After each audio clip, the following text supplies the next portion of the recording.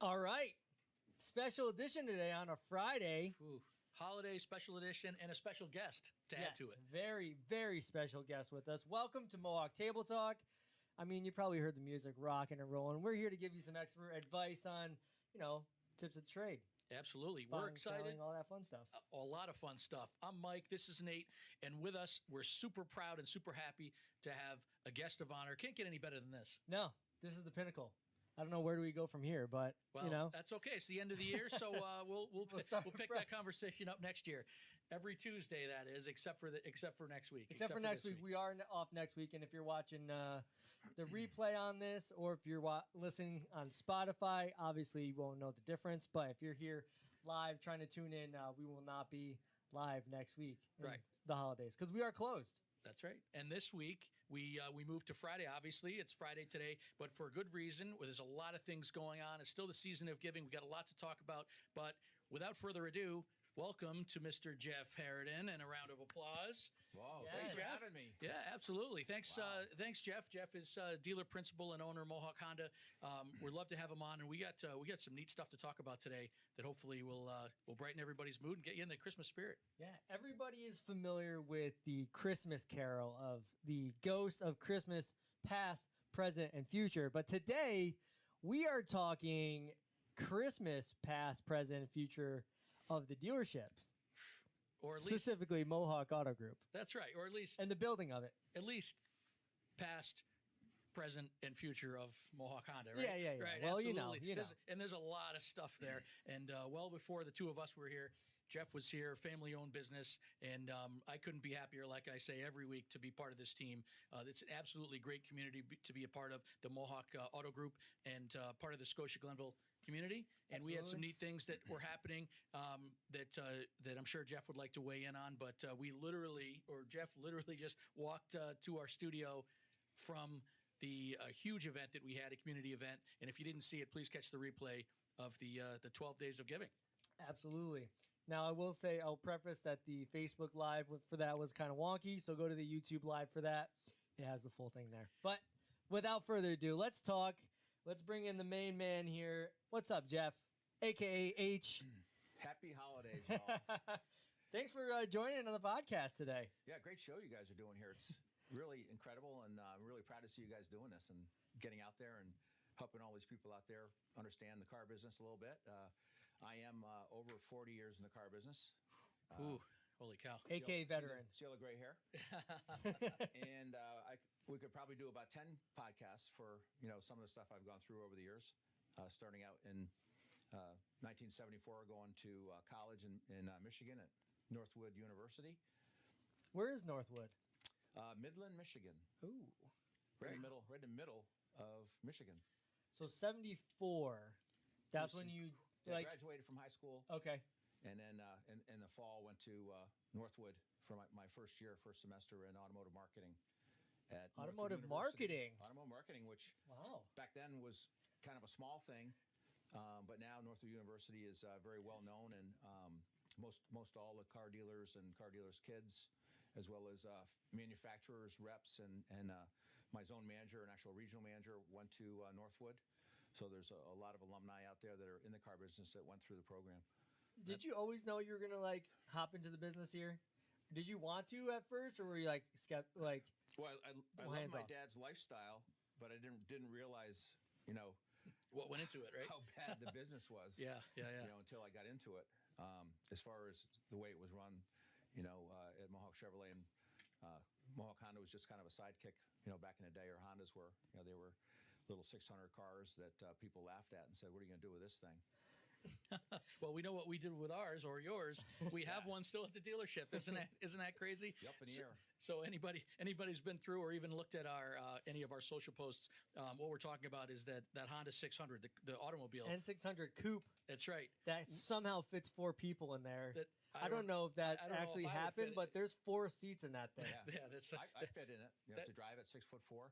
It's got Wow. all kinds of room. I used to drive around in the old building before I think I had my license. Trying to learn how to drive a stick. That's amazing. Besides Jeff, I'd love to hear if anybody else has driven in or knows about a Honda 600. Put your answer in the comments. But if you're by the dealership or see some of our posts, this was a work of art, so to speak. That Honda 600 is in our showroom, but it's not on the showroom floor. Nope. One, because there's no room. That's right. Where do we? It's on the top of the vestibule. So when you walk in the main showroom doors, which we're super proud of, the brand new facility, by the way, that was opened and reopened this year in 2024, one of the big deals. And so that Honda 600 is actually in the showroom, but it's up above as a welcome, up above the vestibule. So when you stop by Mohawk Honda, if you haven't been to our new showroom, we welcome you to stop through. But check it out; it's really pretty neat. That's a real car up there too. That's not. Yeah, it's a real car. Yeah, that's not. Still got the engine in it. I don't know if it runs, but well, yeah, it'll run. It'll run. Yeah, oh. And even crazier, we actually sold that car. That's we sold right. that 600, yeah. Originally, back in '71, and it was traded in, and one of our technicians, Mark Gouget, bought it. So he owned that for a lot of years, and I got it out from under him, a while back, probably 20, 30 years ago or whatever, and we totally redid it, brought it up to like brand new. But Mark used to actually work on the 600s for us, back in the day. And if you pleaded with him or you begged him, he could probably get that thing going with. I was going to say, he's probably the only one here that could get that thing running. Right, Yeah. and to add to that, Mark's still here. Mark is still working. Here. A big shout out to Mark. He's 40 plus years. 40 plus years. Yeah. Unbelievable. Still master technician, still using all those years of expertise to fix and make sure your vehicle's running great. So shout out to Mark Gouget. Thanks for everything you do. Yeah, and when I was in college, he was here, so he's actually been here longer than I have. Holy cow! And we need him. That's right. That's right. And on that note, you said 1974. Quick math. So this is your 50-year. Oh yeah, 50 years from when you were at Wow, Northwood. yeah, there it is. And boy, that's a lifetime ago. And that kind of brings us into our subject here, into our topic. Wow, looking back 50 years and what the past represented, what the car business looked like, what Mohawk looked like 50 years ago. What are some of your favorite memories back from when you were a young buck and you're just starting in the business? What are some of your favorite memories of Mohawk? Favorite memories probably were selling as many cars as the other local dealers, being in probably the worst area or the worst spot in all of the Capital District. We were in downtown, old building, pretty much in the hood. We knew that we had to have the best people in the business to be able to pull it off because people didn't want to come down there. They were afraid of the crime, and it was really hard to get to. From Clifton Park, you'd have to talk to them for about 10 minutes on how to get here before there was GPS. And, that was before smartphones and so you could. How did you get here? How did that That's work? right. Printed maps and remember that, right? Yeah. Everybody was who was like Magellan, right? You had to get out there and find your way. So the fact that we could compete with the big boys, in their new buildings and all the rest of the stuff, to me was really a great thing. And the people that we had working for us back there in the time were just absolutely incredible. That's amazing. Amazing. Let's talk a little. Let's go farther back. Like, let's talk Christmases way back and what you know about 1919 from when we opened up. I'm sure you heard stories and kind of passed those along. What could you tell us about? What was it like when the horseless carriage came to town? Well, my grandfather was hired by Thomas Edison at GE, back in the day in 1919. Oh, wow. Before that, he was a MIT graduate engineer, was hired in the early 1900s by Thomas Edison. And in 1919, he saw the horseless carriage come to town, and most engineers are like so into like these new things, which would equate to probably to the EV right now.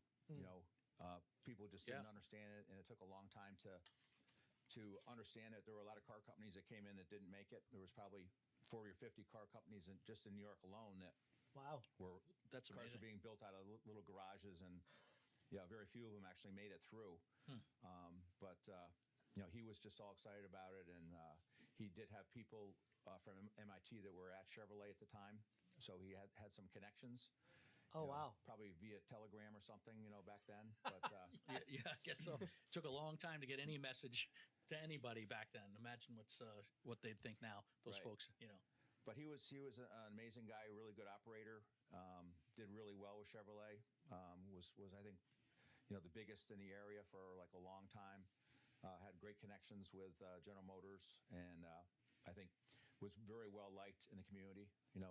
He would give people cars or whatever, and they would pay him weekly payments or monthly payments, with no interest. Wow. Things like that. And he was a good golfer.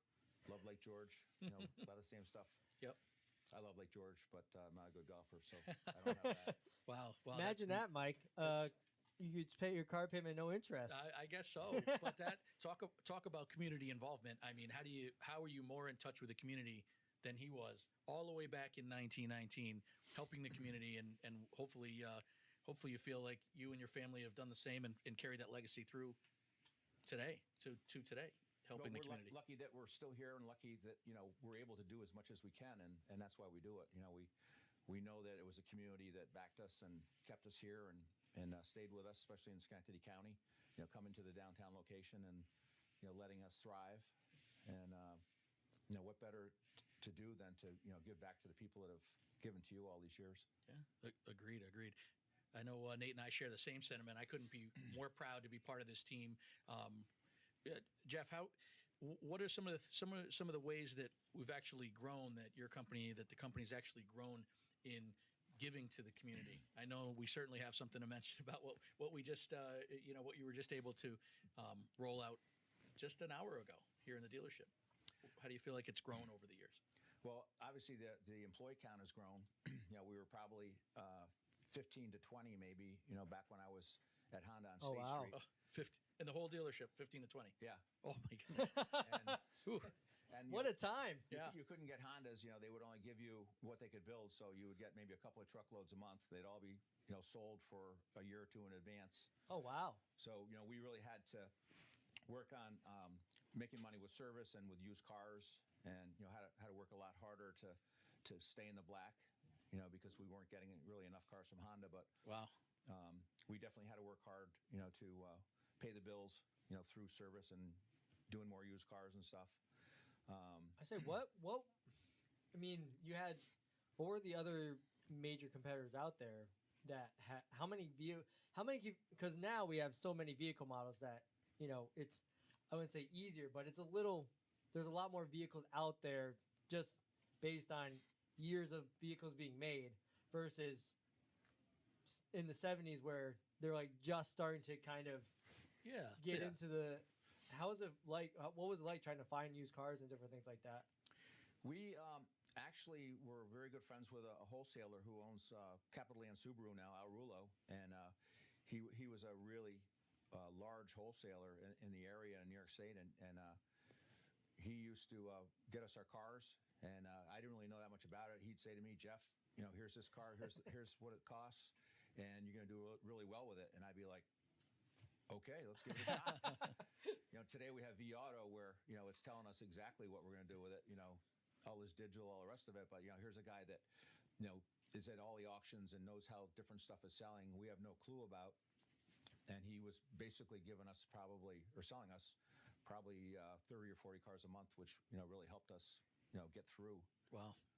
Those days. Very resourceful, and probably wouldn't have had those connections unless you had a good presence in the community, really a good reputation. Otherwise, maybe you wouldn't have had those opportunities. But that's really neat. And like Jeff just mentioned, nowadays we have software, we have unlimited resources. It seems like, to research vehicles, to find vehicles, and so much is just right on this thing right here, the little pocket computer. You can do almost anything with these now. Right. Comparing then, where there was nothing like that. It was all pen and paper. Jeff runs if that. the whole dealership of this. Yeah, thing. exactly. Oh, yeah. You certainly can. So, so that, to me, that's amazing. That's an astounding accomplishment, and to move that forward to present day, where we are today is just great. On that note, so speaking of holidays, present, right? Current, present. Speaking of holidays, present. Did we talk enough? I feel like there's a lot more stuff that I want to dive deep to. Okay. Like, all right. what other fondest jump too memories far. do you have in the dealership? Like, obviously moving up, I'd say pre-2000. Well, 20 people. So, we always had a Christmas party, and I think usually it was like at the Turf Tavern over in Scotia, and everyone, drank way too much and had way too much fun.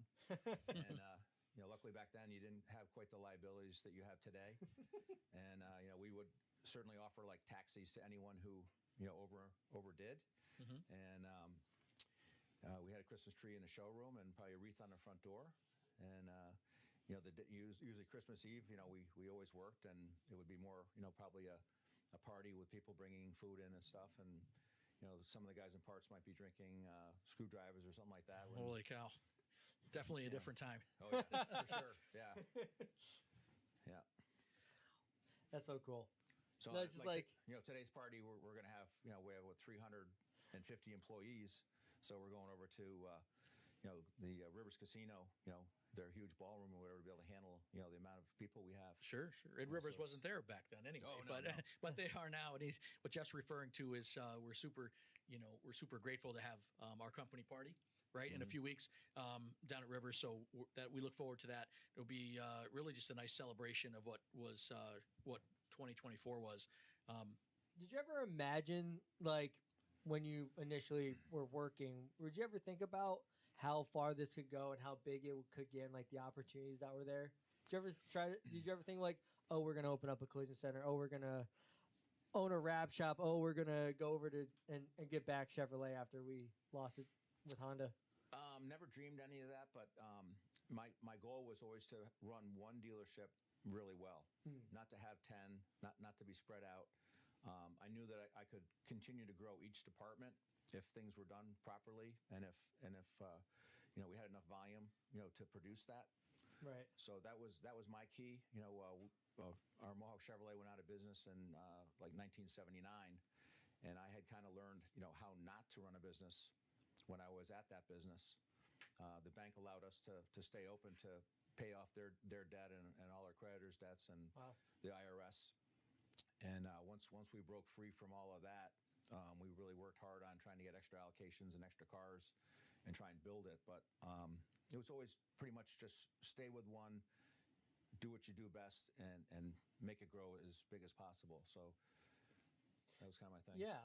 So, I mean, it's kind of going deep, but like, what was that overarching thing of like, I feel like there's always that story, right, of business owners that almost lose everything. Like, you ever heard of like the Walt Disney story where Cinderella pretty much made him broke, but he was like, I'm going to invest this last little bit.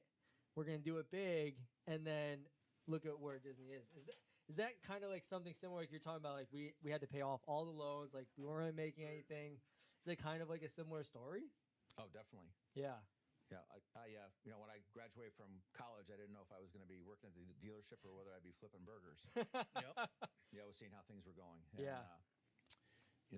We did get a chance to resurrect and have just Honda and pay everything off, and we got off and running and just never looked back.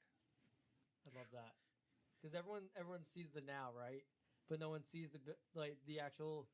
No one sees the blood, sweat, and tears behind the story. They just see the story as it is now. It is. Which is prime rate really was 16% back then, so the floor plan on the cars was 18%.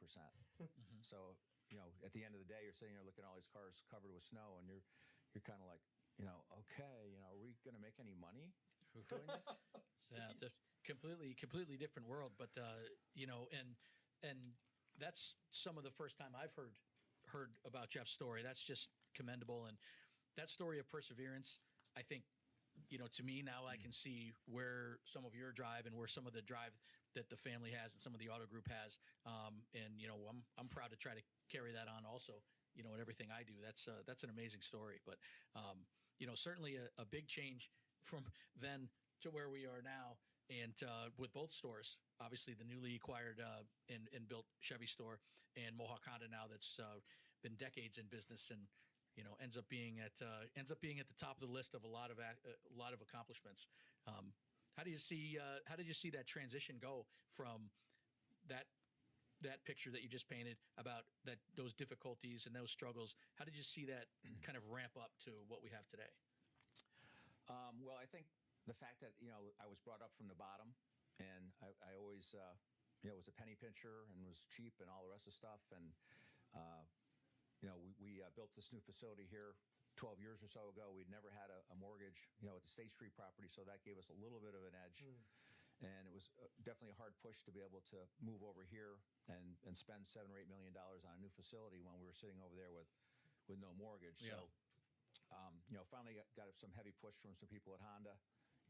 Put it in place, did it, and within like 3 months of being in this huge facility, we outgrew it, and I was kind of like, okay, Never saw that coming. Now I get it.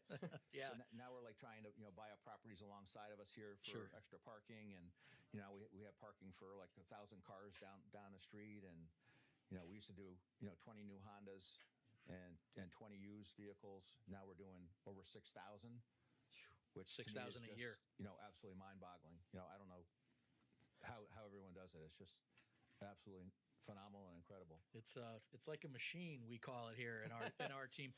It's a machine. It's oiled, but it needs a lot of parts in that machine to make it go. So And it's only happened through a lot of tweaking and noticing, and a lot of leadership changes, and for the better. And really, and I think that's what my own personal opinion, and I think that's really what makes us run so efficiently, is we care, and we really are diving deep into.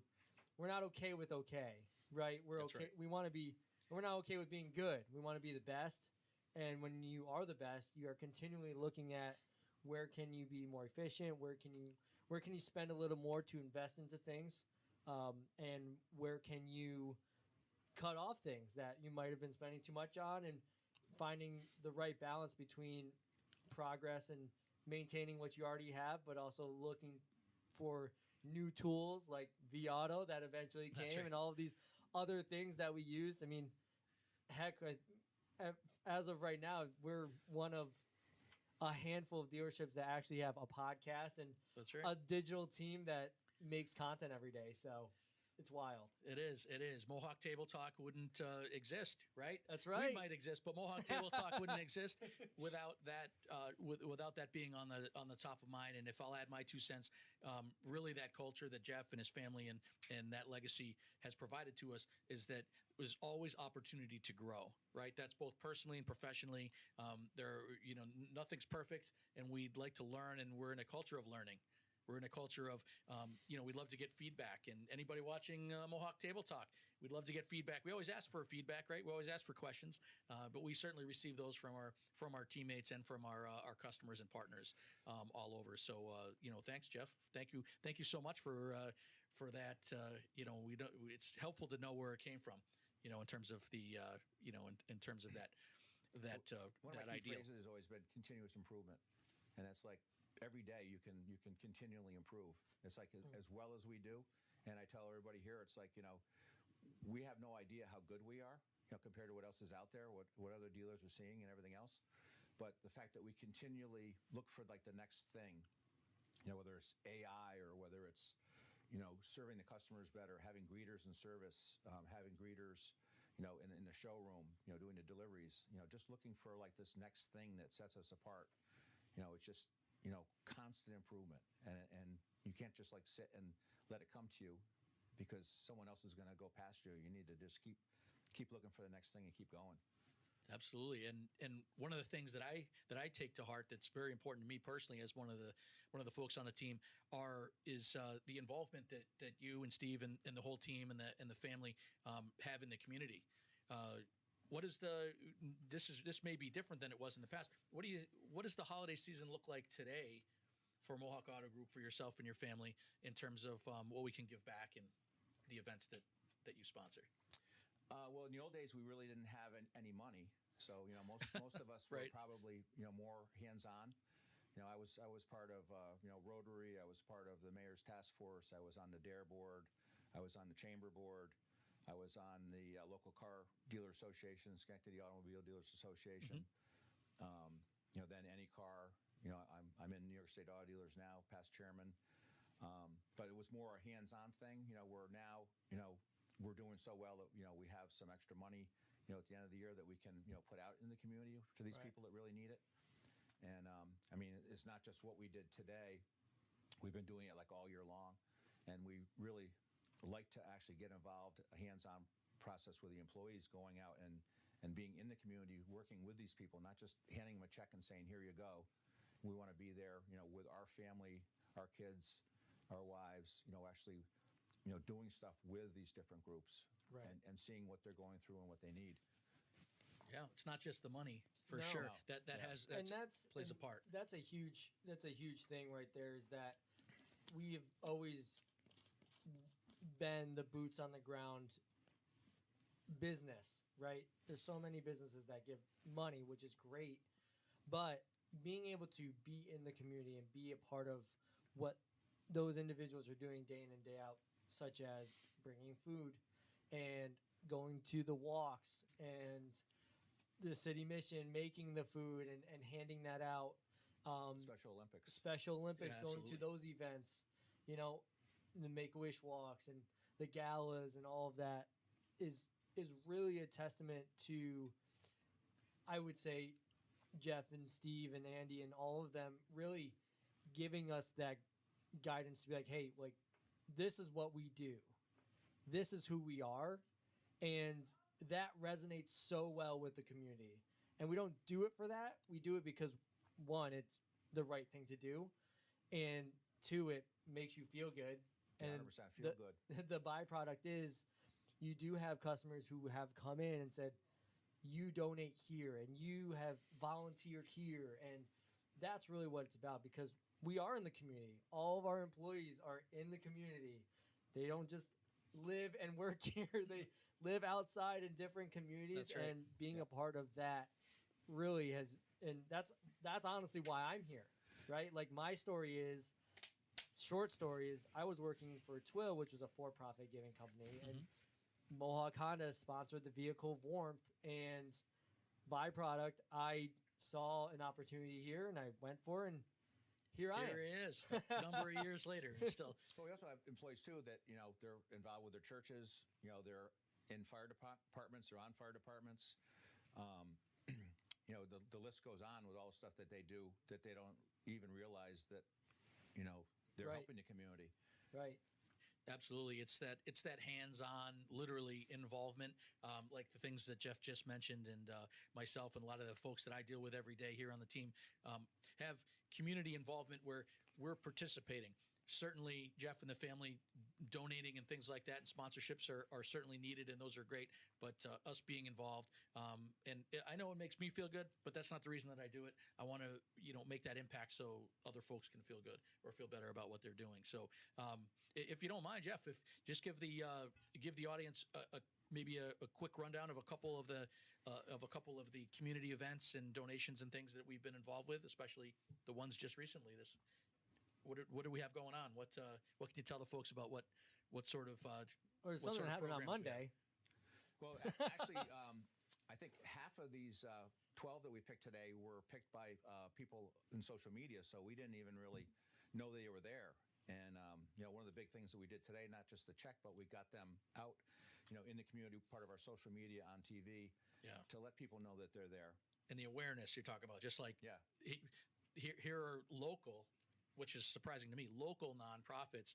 And I know I live locally and I work locally, and I didn't even know about some of them. So very important to make sure that we're aware. There was over 100 different nonprofits that were tagged in the over 2,000 comment post that we had. Yeah.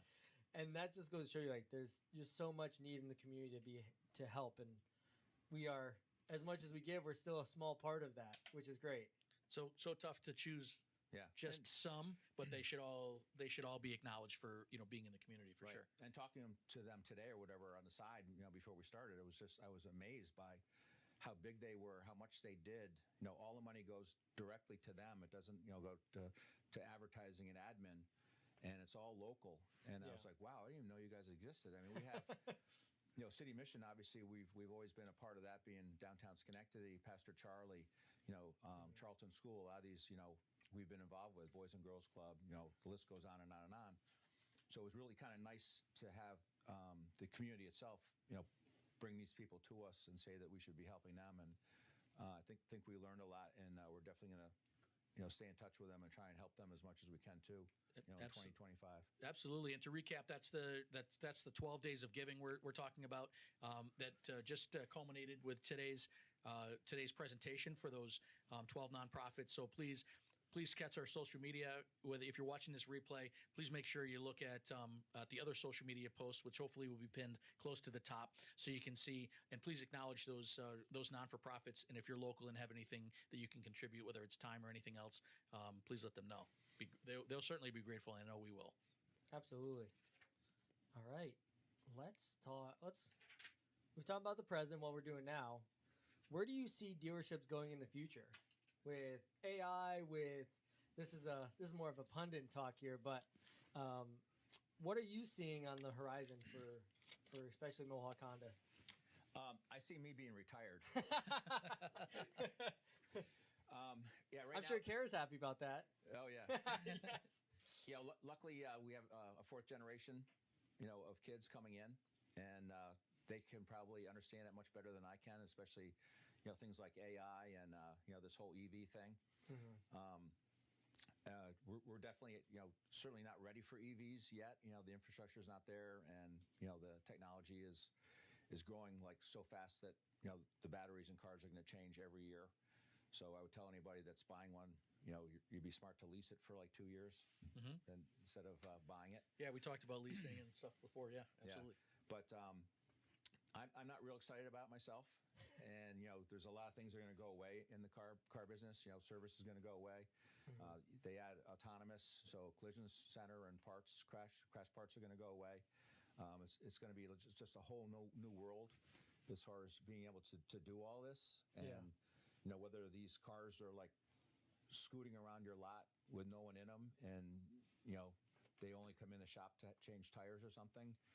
To me, I'm not sure how well that's going to work down the road. Whether someone like Amazon and Walmart take over, that's been rumored forever. Yeah. And it would have to be, just the profitability like totally going away for the dealerships. And it's definitely going to be interesting. It's just like the horseless carriage in 1919. No one really knew what was going to happen, and it'll probably be 10 years before it's totally there, and then we'll see. And then the peopleless cars are coming to town. That's right. We don't even need to drive the cars; they drive themselves. Well, I think there's always going to be that. There's always going to be that culture of people that will want to drive the vehicles for I'd say at least a century. You'd think so. Probably, maybe past our lifetime. I don't Probably know. past our lifetime. I would assume so. Everybody's got their own opinion on that, right? If we surveyed folks, 20, 30 years ago, they thought in the year 2025 we'd have flying cars and all this. I would love thing. flying cars. Yeah, well, I guess. Yeah, exactly. So we're not quite there. But what I see, and see if you agree, Jeff, what I see is that technology curve is just kind of increasing, meaning like it seems like every 6 months to a year, there's new stuff, there's new inventions, there's new things in cars. And if I look back 20, 30 years ago, it seemed like everything was around the same for you could kind of depend on that. Right. Yeah. What is your thought about things like this newer generation of drivers and newer generation of employees coming into the car market? What do you think their outlook on what cars are going to be like and dealership experience is going to be like going forward? Well, I think a lot of them are probably still in diapers that are going to be. But they'll be driving before you know it. My daughter. I think they'll be driven around. They won't be driving. Okay. All right. And I think these generations that are coming in now, I think are trying to figure it out also. As far as what way it's going to go. Yeah, I wonder how that driving school looks like for these younger That's people true. that are in driving school, right? Everything you can press a button now on some vehicles and it parks itself, and you can, Well, Super Cruise on General Motors. That's right. Right now, it's out there. You go down the thruway or whatever. You take your hands off, and that thing does everything. Have you tried that before? I drove with someone who was driving one. Oh, okay. And it was just amazing. I have used Super Cruise. Have It's you? pretty. Oh yeah.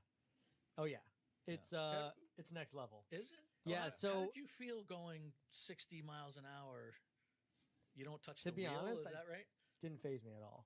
Yeah, I was probably doing 75 or 80 with the person who was driving. And anytime you take your eyes off of the go to look at your phone or take your eyes off of like the front, Yeah.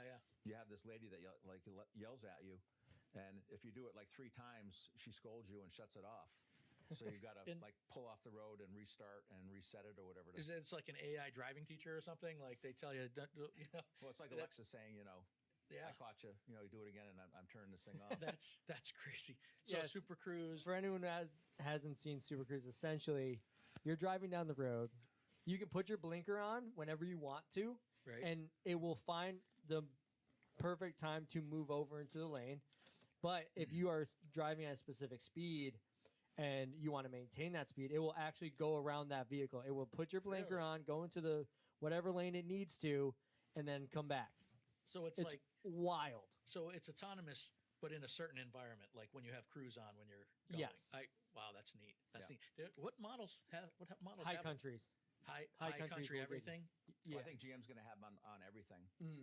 Every time you turn around, it's on another vehicle. Right.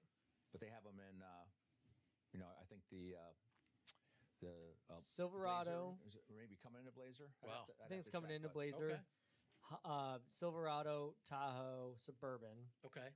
So some of the larger size. The larger vehicles. size Okay. vehicles. Yeah. And And I'm then- sure the watchers can probably check the website and Oh yeah. get some of the Stay tuned new for one those. up. Yeah, that's right. I New did. one I coming. created a video for Super Cruise. That's why I know. Okay. All right. Yeah, So, that's but right. That's Yeah, it's coming. And Neither then here nor there. you have Elon Musk too, who's going to have the driverless robo taxis and whatever, that he's pushing through. Now that he's best friends with Donald Trump. Yeah. The that and between Super Cruise and autonomous type of functionality and AI, right, which could be automotive intelligence or artificial intelligence and machine learning. Boy, it's like these cars are going to learn about their drivers pretty soon, right? They're going to be like your next best soon, friend in transportation. Yeah, soon. Soon the whole thing about the Uber will be the experience that you have inside of your vehicle, that the autonomous vehicle that you own, how you have it stocked. Like, I feel like a person will just be the concierge there, Right. not really to drive the You're not the driver. just to make sure that the person in the vehicle has a great time. That's crazy. What? I know one thing: Kirk won't use it. Kirk He doesn't use Austin cruise is our control, director so of it's like, forget operations about here. Autonomous. Yeah. What's Jeff? What's your take on all this stuff? I mean, this is crazy to think about. 10 minutes ago you were talking about 1974 and graduating from Northwood, and now we're talking about driverless vehicles and AI and all this kind of thing. What do you see? How do you see AI playing a part in our business going forward? Well, it's here, and it's like especially in New York State, we need to be selling cars like California does with the emission regulations. And there's some crazy stuff they want us to do next year that makes no sense, that the politicians and the governor don't understand or don't realize. Right. So it's it's been a huge lobbying effort by like all the dealers and manufacturers to try and open their eyes to how we're not there yet. Yeah. And it's not going to happen. So, but it will. Honda has said that they have batteries coming out that are going to get 600 to 700 mile range. Oh within my gosh. the next 4 or 5 years. Lighter, non-flammable, easier to build, cheaper, and 600 to 700 miles. Also faster charging. So I mean, it's all being worked on, and it's going to be there by 2030. Where everybody will be on That's board. still 5 years away, though. And But- if they're trying to push it next year, But that would be an unbelievable improvement, right? could you imagine? Well, the average 600 range now is what? miles? 200 miles, 250. 2, 3, yeah. Yeah. And so it would be more than double. And I mean, if anyone could do it, Honda could do it. yeah. Well, that will also be now. All of a sudden, that would exceed any ICE vehicle, any internal Oh, yeah. combustion engine. You can't drive that far, not unless you. Yeah, I don't think you can drive that far. I don't know any vehicles that can drive that far now. Not on a single regular fuel. Not a single take gas. No, not at all. Yeah, Hybrids? See, No, I You don't get a think big so. enough hybrid? I don't think so. I think you get a Tahoe hybrid that's got a 40-gallon engine, you might. yeah, that's true. That's true.